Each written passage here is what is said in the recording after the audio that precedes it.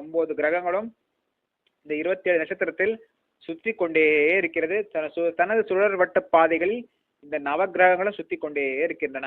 அவரவள் இருக்கும் இடத்திற்கு ஏற்றவாறு அவரவர்கள் பலன் கொடுக்கிறார்கள். நம்ம பிறந்த ராசிக்கு ஏற்றவாறு நமக்கு பலன் கிடைக்குது, பிறந்த லக்னத்துக்கு ஏற்றவாறு நம்ம பலன் கிடைக்குது, பிறந்த ஜாதகம் இருக்குது, பிறகு தசை இருக்குது, கோச்சார பலன் இருக்குது, கிரகங்களின் ஸ்திதி, கிரகங்கள் பெயர்ச்சி, சனி பெயர்ச்சி, ராகு கேது பெயர்ச்சி, குரு பெயர்ச்சி போன்ற பெயர்ச்சிகளுக்கு ஏற்றவாறு நமக்கு நல்ல பலன்கள் தீய பலன்கள் கிடைக்குது.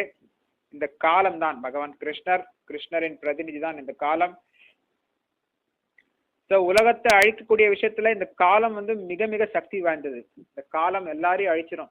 இது எந்த பாரபட்சமும் காட்டுறது இல்லை. காலம் நல்லவங்க கெட்டவங்க எதுவுமே பாக்குறது, எல்லாருக்குமே சமமா நடந்துக்குது இந்த காலம். இப்ப இயற்கை சீற்றம் வருது, சுனாமி வருது, சுனாமி போன்ற இயற்கை சீற்றங்கள் வர்றப்போ அது நல்லவங்க கெட்டவங்க எதுவும் பாக்குறது, எல்லாரையுமே அழிச்சிருது இந்த காலம்.